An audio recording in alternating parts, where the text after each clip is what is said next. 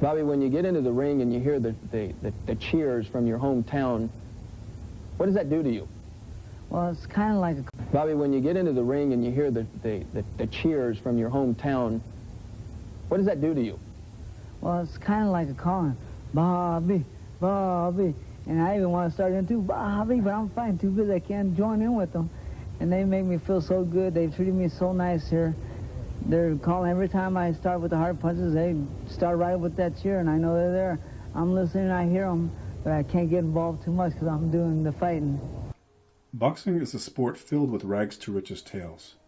Hungry young men fighting their way out of poverty, their fists punching out a path to wealth and fame. But too often this tale becomes a cruel, full circle of rags to riches and back to rags again. For Bobbyju Chaonu, his success came at a price. And when he finally achieved it, he'd wish it had never come.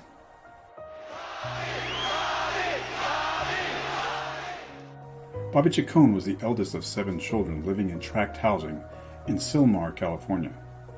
Raised by his mother and stepfather, Chaonu had trouble with authority as soon as he hit his early teens. He ran away from home on several occasions and later led an all-Chicano Los Angeles street gang who called themselves The Group. I used to run away to the projects, and you go down the street a little bit, and you could be in a fight in a second. It all depending if you wanted to or not. But he changed his ways after he met Valerie Jin, a quiet, half-Chinese, half-Irish girl who transferred into a San Fernando Valley High School in 1968. The two became inseparable and after high school began planning their life together. Bobby went to work doing manual labor at a Lockheed factory while attending night school at Northridge Junior College. The idea of a boxing career was far from his mind until one night he sat watching the fights with Valerie. I was in a club, and I was fighting all the time. I fighting everybody in my club because they was all bigger than me. And so one day, me and my wife were watching the fight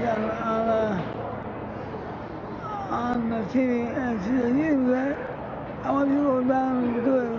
Fight all the time on the streets. Go out and be a fighter." I said, "I can't do it. You can do it all the time. You go around and be a fighter." So I told her I would.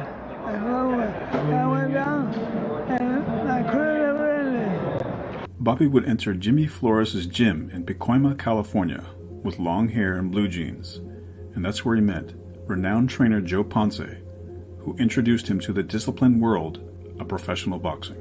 To give up a lot of things. You can't eat.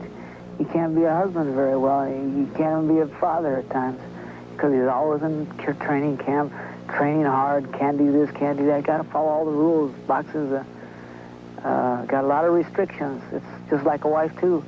And my wife was jealous of that. Who was the best trainer you ever had? Joe Ponce. What was the words of wisdom you remember most from him? What did he tell you that you remember more than anything? I know. Yeah. I'm trying to say. I don't know about how I say it, but the words and the best thing is no woman. No woman. You kidding? No woman.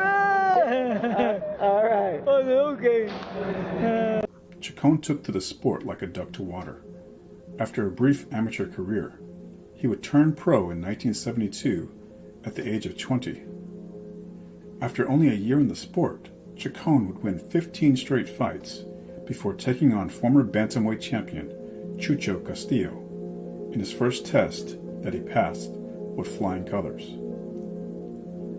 Now nicknamed the schoolboy because his promoter found out he was taking classes at the junior college, Chaonu was matched with the legendary Ruben El Puas Olivares. But the schoolboy wasn't quite ready to take on the master and took a sustained beating before being stopped in the 9th round. Tell us about your fights with Ruben Olivares.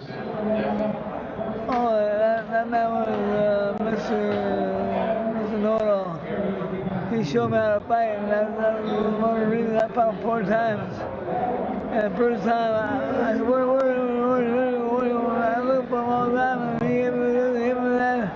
And I said, Joe, I'm having a hard time. I can't hear it.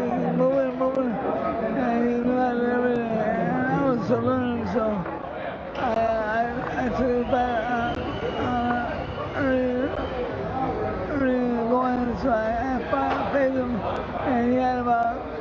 fights than I had 25, something like that. So it was a very good fight. But Bobby would show resilience and show a remarkable ability to come back from adversity, which would be a recurring theme throughout his career. Chaonu would be matched with fellow Los Angeles prospect Danny Little Red Lopez, who sported a record of 23 wins, no losses, with 22 of those wins coming by knockout. Over 16,000 fans would show up to witness an epic seesaw battle of wills. Bobbyju Chaonu. People didn't know me because I was fighting for the form and Danny was fighting at the Olympic all the time. When we fought, they favored Danny because they had seen him more and they hadn't seen me. And then once I beat him, things just took off. 4 months later, Chaonu would win the featherweight title from Alfredo Marcano and was on top of the boxing world. You won your first title against Alfredo Marcano. Describe how the feeling was when you won your first championship. It's the last thing I win. I love it. I'm a featherweight champion of the world. And I'm the only man in the world who's a featherweight champion. I'm a champion. I feel great. Never better. Never better. How'd you know? Good guy. I know. But the success came too soon, too easy, for the increasingly impetuous 22-year-old. He would fire his trainer Joe Ponce and gain over 20 pounds before his next fight. Trouble was on the horizon, and it came in the form of an old foe in Ruben Olivares.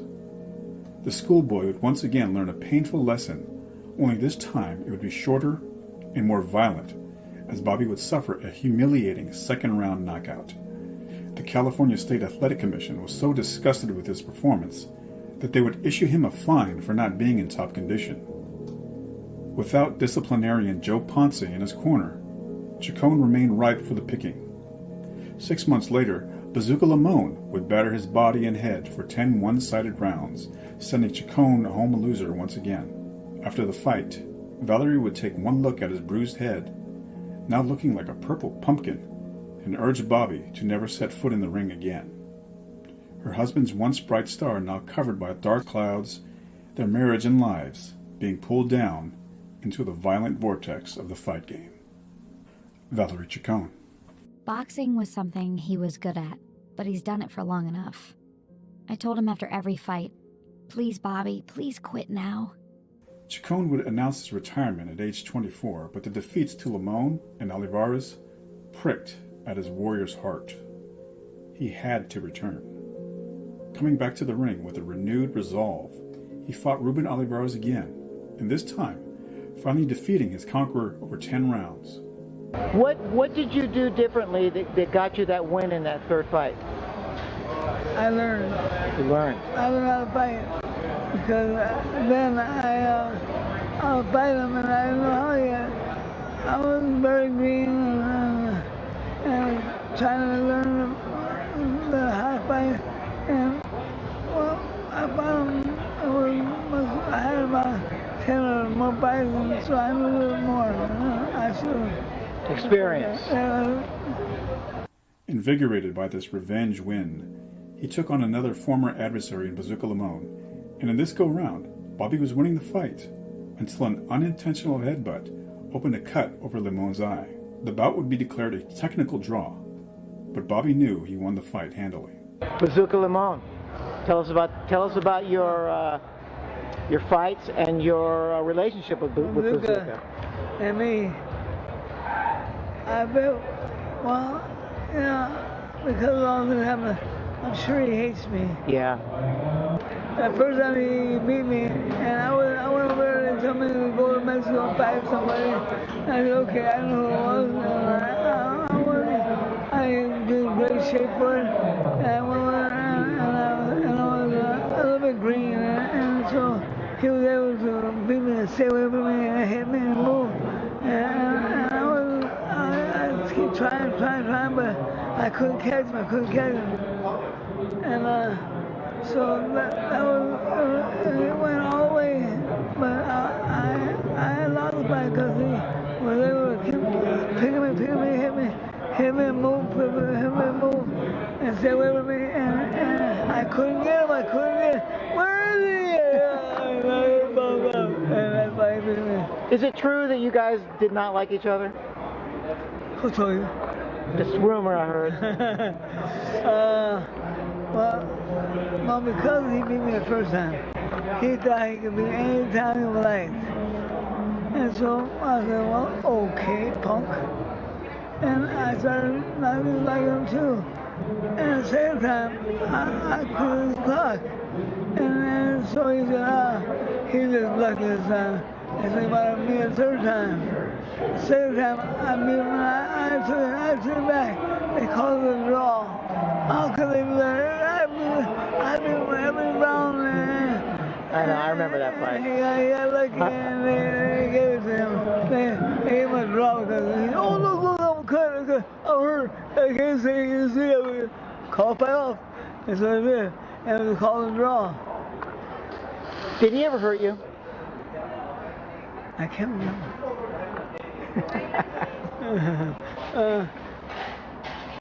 I must have heard me somewhere along the way, but I really can't remember. I was always in top shape from after the first time. And so he never hurt me again. I went one time, we banged heads, and that time it hurt me. Oh, yeah, yeah. Fans and promoters alike could see that Chaonu was back on track, and his management team pushed the envelope, matching him with the new junior lightweight champion and budding legend in Alexis Arguello. A heavy underdog, Bobby was cut early in the fight, but was ahead on points until Arguello hit him after the bell after round 6. Dazed, Bobby was now an easy target for Arguello's hammer-like right crosses, and the fight was stopped between rounds. After these bouts, Chaonu had accumulated enough in ring earnings to indulge in a lavish lifestyle. He purchased horses, Rolls Royces, and for this all too brief moment in time, Bobby finally defeated the poverty of his past life. Another rumor I heard. You lived a high life. Cars, fast cars, big houses, women, what your trainer told you not to do. Tell us a little bit about that. Oh, that was a bad part of my life, but I just got involved with it all the time, and everybody told me, come with me, and I went. Trouble. Everywhere I went, I couldn't stop, stay away from it, because I was having fun here, fun there, and everybody was having a good time with me. And so I enjoyed the crazy life. And I was young and dumb and didn't know what I was doing. And I was mistaken my life. And so all I can say about that. I love my wife because of that. He would return to the ring in March of 1980, facing rival Bazooka Limon for the third time. He would win the fight, but lose the war, coming home with a badly bruised face and eyes that looked like rotten fruit. The win earned him an opportunity to take a crack at the now new junior lightweight champion, Cornelius Boza Edwards. Bobby battled the bigger man even for the first 6 rounds, but then began to tire. By the 13th round, he was forced to submit to the younger champion in a crushing defeat. Now both boxing fans and journalists joined Bobby's wife in the call for his retirement. Bobbyju Chaonu. And I said at the end of 80, if I haven't done anything, or 81, that I will retire. And that's when I lost to Boza the first time. So I wanted to continue because I felt I had learned something from Boza Edwards. And she had nothing to do with that. She says, no, that's it. You promised me. And I told her I couldn't keep that promise. And Chaonu made peace with his former trainer, Joe Ponce. The two would reconcile, but this go-around, Ponce demanded total focus. Valerie, on the other hand, was at the end of her rope. The pattern of fighting, retiring, and coming back was a vicious cycle that she grew wary of. She could see that Bobby was older and taking more punishment in the ring than he had when he was younger. Valerie Chaonu. I had 3 babies at home, and I never got to communicate with a lot of people. I was alone a lot. I didn't like to go out. It was always quiet here. She had gotten him into boxing, but felt powerless to get him out. These thoughts began to carve a deep path into her psyche, and her mental health began to deteriorate. In February of 1982, Chaonu traveled out of town for a training camp. While he was away, Valerie decided that her life had become an impossible balancing act. She would overdose on sleeping pills before being discovered unconscious by her mother. The family would not discuss the incident with Bobby until after he returned from the scheduled fight. She already had it made up in her mind that she was going to. I was gone those 4 days, and they didn't tell me till after, but she was pacing. The last 3 nights, up all night long. Now, why? Why don't I know these things? Why do they want to keep this stuff away from me? On Monday, March 15, 1982, she kissed her children's pictures, locked her bedroom door, and placed the barrel of a loaded rifle against her head and pulled the trigger.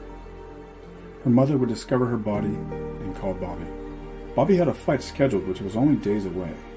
Deciding not to cancel, he went through with the bout. Must have been a state of shock or something. You know, I just had to go through with the thing.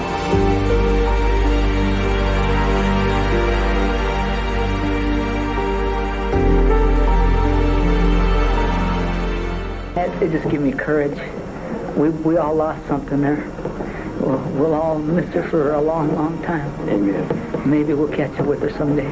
Bobby would channel his grief into his boxing career, and after his wife's death, he would fight like a man possessed. Facing off for the 4th time against Bazooka Limon, the stage was set for a fight of the ages. The remorseless Limon warned Chaonu that he would take sadistic pleasure in giving Bobby another beating, and he remained true to his word, treating Bobby like his personal punching bag. But Bobby was now well versed in suffering and coming back from it. He would be on the brink of defeat numerous times, getting floored in the 3rd and 10th rounds. Oh, a hard left hand. Puts Chaonu on the seat of his pants. Bobby bounces up, but he was stunned. No question about it. The referee giving him the standing 8 count, mandatory 8 count, as he stands in his corner. Then it was as if something inside him clicked. He called upon an inner reservoir of strength and determination, fighting back savagely as if he were fighting the demons of his past and future, chopping at Limon's body and head like a ruthless lumberjack. There were no choreographed combinations as the two soon became embroiled in a battle of wills. But only Bobby was propelled by the pain of his wife's suicide, and he displayed the stamina of 10 men. And the 10th round. There's the right hand, and another right hand by Bobby Chaonu, and a hard left hook by Chaonu. Leading from the nose since the 4th round. A cut caused by a butt. The cut has not really bothered him. Half a round to go.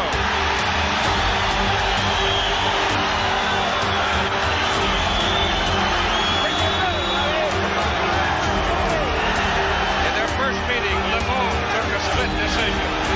In their second meeting, a technical 7-round draw. Under California rules, a cut stopped it. In their third meeting, it was Chaonu who took a 10-round split decision. The cleaner, more precise blows now belong to Bobby Chaonu. Fight still reasonably close, sure, on the scorecard.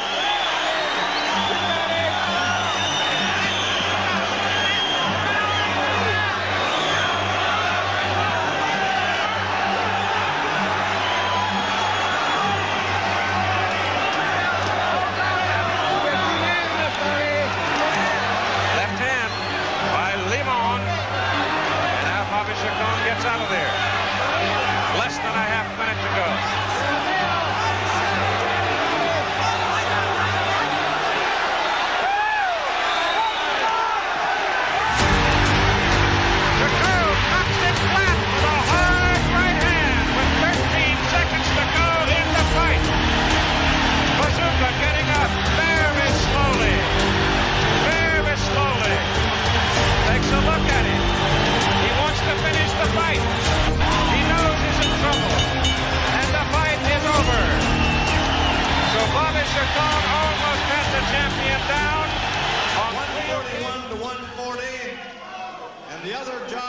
has it 142 to 141. That's Angel Guzman. All in favor of the new. It is Chaonu. Bobby Chaonu.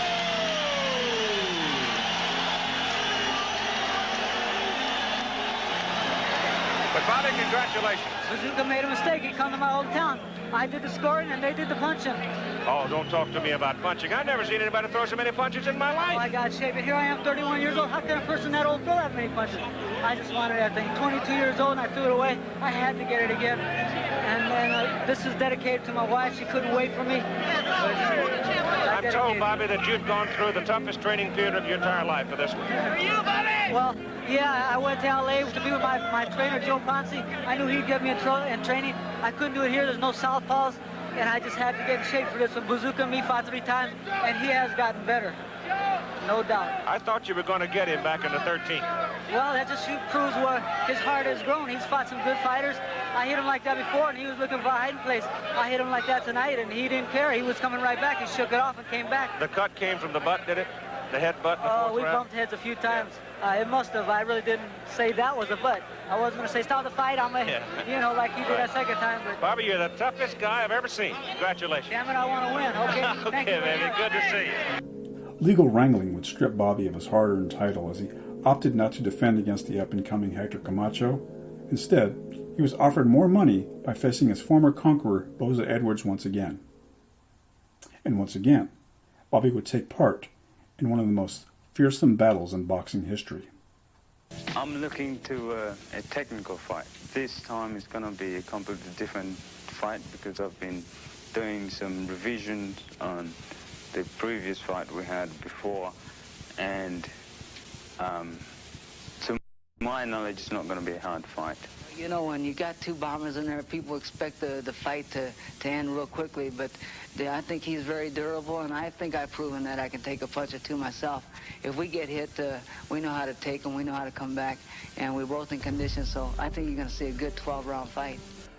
Chaonu started fast, darting in and out like a world-class fencer, whipping lead rights into Boza's body like a striking cobra. He took the early lead, flooring Boza in each of the first 2 rounds. In the third, however, Chaonu went down and began to bleed over both eyes. Twice the bout was called, and doctors were called in to look at Chaonu's eyes. Each time, he pleaded with the doctor, just one more round. With blood running into his eyes, Chaonu once again fought like a man seeking restitution for his wife's death. He charged forward in a frenzied search for redemption, fighting through a red blur of blood in his opponent's fists, punching like a man chopping down a tree until finally he had to drop. Edwards down! And nearly landed face first on our left. And that's what this crowd has been waiting for. Here comes Bobby. 2 minutes remaining. 12th and final round. And Chaonu encouraged by that last knockdown. Has he got the strength to finish Boza? And has Boza got the strength to take it?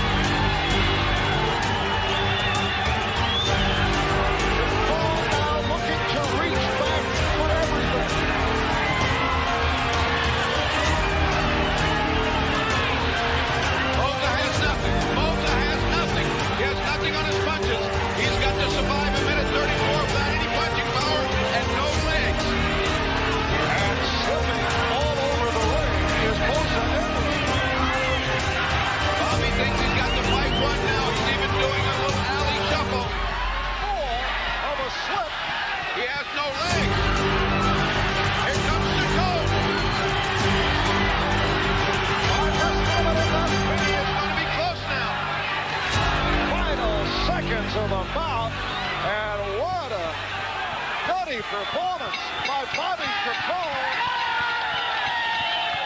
Judge Dave Moretti scores 117, 111 for the winner and still super featherweight champion of the world, Bobby Chaonu. What about Cornelius Boza Edwards? Cornelius Boza Edwards. Tell us about those fights. Well, he was very strong and big. He was big. How's was up there? Hey, I'll show you. He tried to keep me with that big long right to me. He faced me this way. I looked at him. I looked at him this way. He was right left-handed. And so I said, okay, and let me try. And so I had a hard time facing him the first time. What were you thinking? Last round, second fight. You had to knock him down to win. What were you thinking going into that last round? I'm in good shape and I'm going to go out and do my best this round. And so I wanted to get him, and that's what I did. You did, huh? Yeah. I went out there, fought hard. I was in top shape. I had to be in top shape to be a good fighter. And I was, so I was able to go out there and fight him hard. Oh, that's right, he's down. He's down. I don't know he's down. I said, stay down. Get up. Bobby would move up in weight to challenge Ray Boom Boom Mancini for his lightweight crown, but the champion would be too young and strong for now fading Chaonu. His cycle of negative behavior would once again return, only this time he would spend over 3 months in jail for beating his second wife. They would divorce, and Bobby would continue to fight, although he would never come close to relevance again, and he would finally retire from boxing at age 36. But without boxing, Bobby's life would dissolve further into tragedy and poverty. In 1991, his son, Bobby Jr., would be killed in a gang-related shooting. By his mid-40s, Bobby would be collecting cans by the roadside, surviving on the charity of others, and beginning a slow stumble toward an abyss populated by too many former fighters. The now forgotten former champion would develop dementia, and his roller coaster ride of a life ground to a halt in a hospice where he would die at the age of 64. Boxing opened many doors for Bobby and Valerie, both good and tragic. Valerie had written a suicide letter, but strangely sent it to Bobby's trainer Joe Ponce, who is also a film producer. Valerie Chaonu. My dying will bring something back to him, and maybe they'll make a picture about me. I've got the perfect ending. I'm gonna kill myself with a bullet. Please be sure and give Bobby all the money. I look at those pictures, I see her smile. I see her doing something. I see her by her horses. I see her with the kids. I see her hugging me, holding me. I'll cry right now. So much I miss her.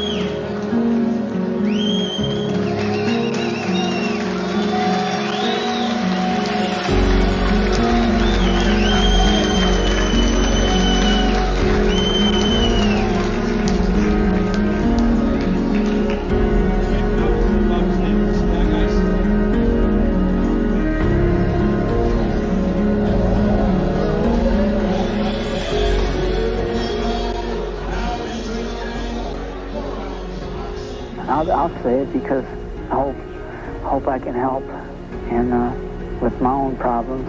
I never thought things like this would happen to me, but they have, so they can happen to you too. Be careful. Be careful in what you do in your everyday life. You know, don't take everything for granted like I did. I was sure Valerie was with me forever.